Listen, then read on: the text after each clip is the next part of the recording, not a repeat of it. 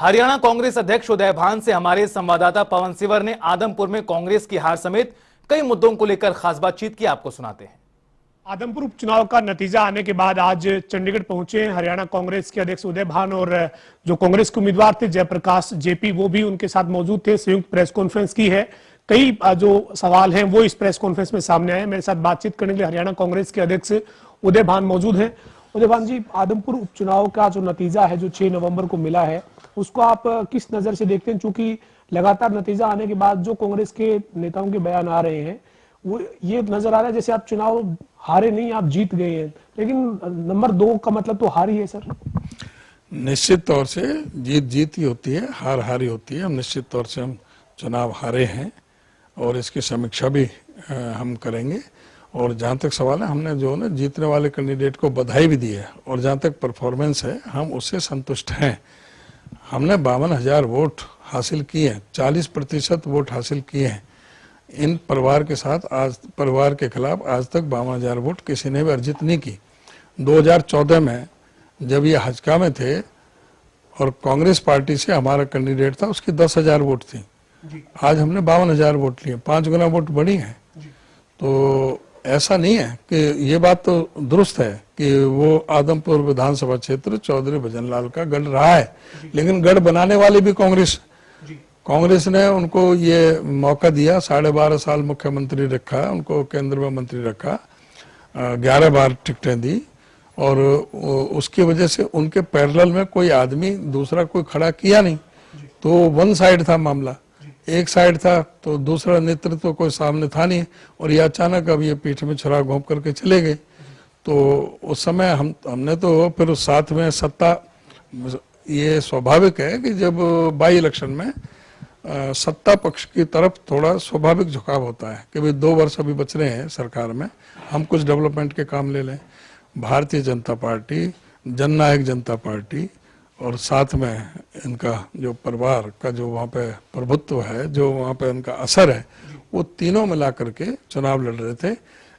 पर्दे के पीछे इनेलो भी उनकी मदद कर रहा था। ये आम आदमी पार्टी पूरी तरह से साफ हो गई, लेकिन उसके बावजूद भी धनबल का इस्तेमाल हुआ, यहाँ पर सरकारी मशीनरी का इस्तेमाल हुआ, अवैध शराब वगैरह पूरी तरह से सप्लाई की गई चुनाव जीतने के लिए।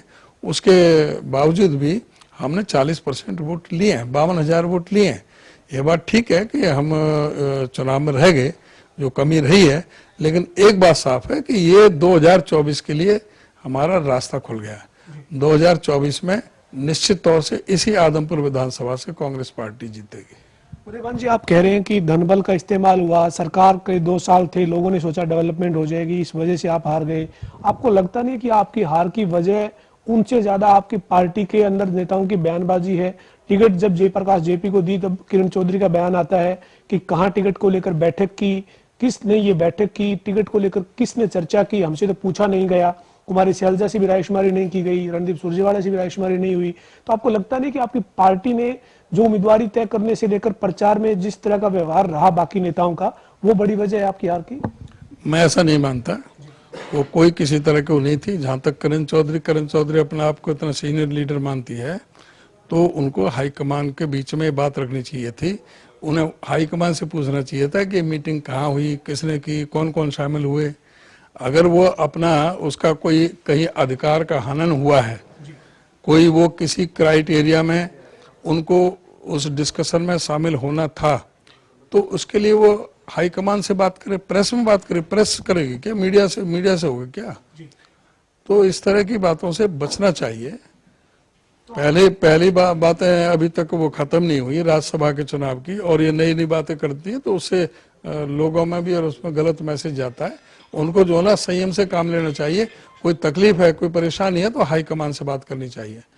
यानी आपकी नजर में किरण चौधरी का सीनियरिटी जो है वो इस लेवल की नहीं है हरियाणा में कि वो उनको टिकट वितरण में या कहीं पर भी उनसे बैठक में बुलाना है, नहीं बुलाना है, ये जरूरी नहीं है? मतलब ऐसा है कि मैं ये नहीं कहता कि उनकी सीनियरिटी कहाँ है, लेकिन मुझे ये पता है कि बाई इलेक्शन में पहले भी 2 बाई इलेक्शन हुए हैं, ये बड़ौदा का और एलनाबाद का, और दोनों में जब बहन जी शैलजा जी थी अध्यक्ष पार्टी के, तो बड़ौदा में और एलनाबाद में आप उन्हीं से पूछना, करण चौधरी से, कि क्या जो 2 उपचुनाव पहले हुए थे, क्या आप चयन प्रक्रिया में शामिल थी?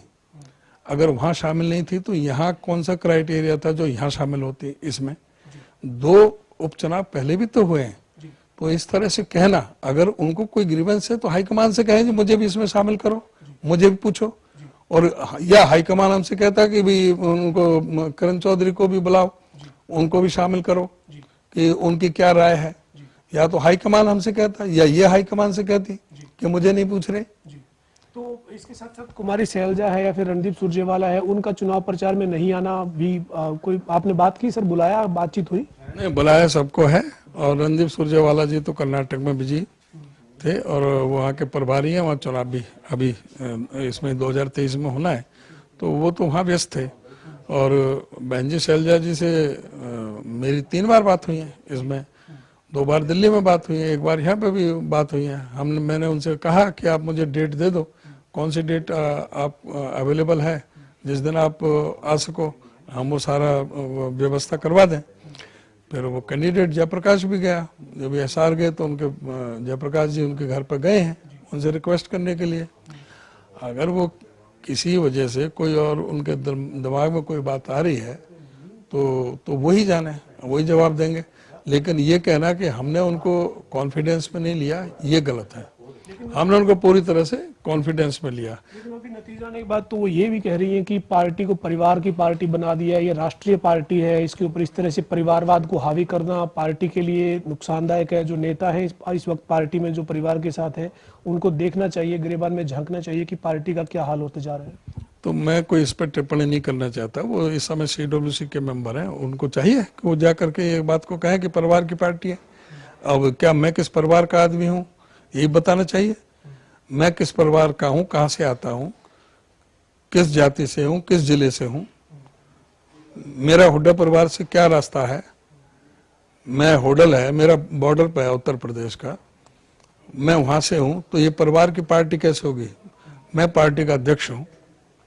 तो ये कहना अगर इसमें कोई है तो हमने तो बहन जी शैलजा जी का भी धन्यवाद किया था, उनको शुभकामना और बधाई दी थी, उनका सहयोग किया पूरा जब वो अध्यक्ष थी।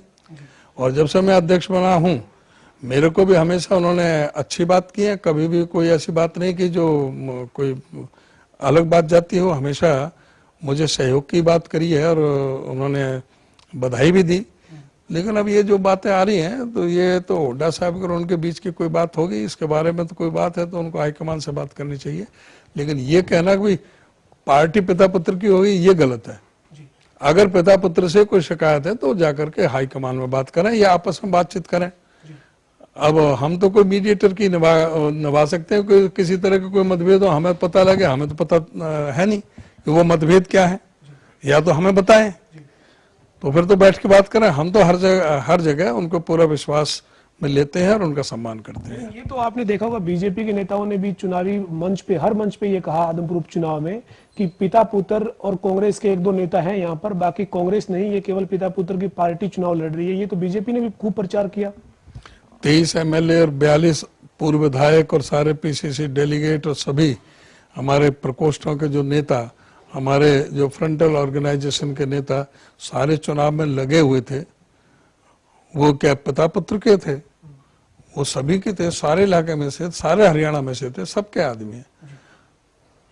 कोई अपनी बात कहना चाहे तो उस बात को कह सकते हैं, लेकिन मैं कोई प्रेस में कोई बात नहीं कहना चाहता। उनको बहन जी को भी कोई बात करना है तो वो अगर कोई उनकी शिकायत है तो वो हाईकमान से करना चाहिए, प्रेस से बचना चाहिए। उदयवान जी, तो ये किरण चौधरी या कुमारी सैलजा या इस तरह की जो बयानबाजी कर रही हैं, आपके नेतृत्व पर सवाल उठा रहे हैं, तो फिर ये ऐसी चलती रही, कोई अनुशासनहीनता की कार्रवाई आप अपनी तरफ से प्रदेश अध्यक्ष के नाते नहीं करेंगे?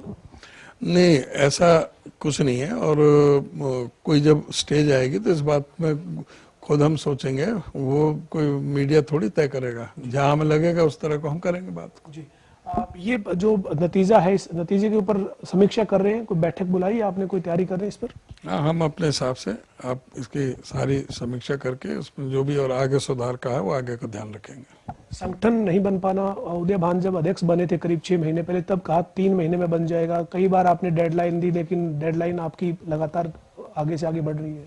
वो एक प्रदेश का नहीं, संगठन सारे हिंदुस्तान का रुका पड़ा है। हमारी तरफ से जो कार्रवाई है वो पूरी हो चुकी है।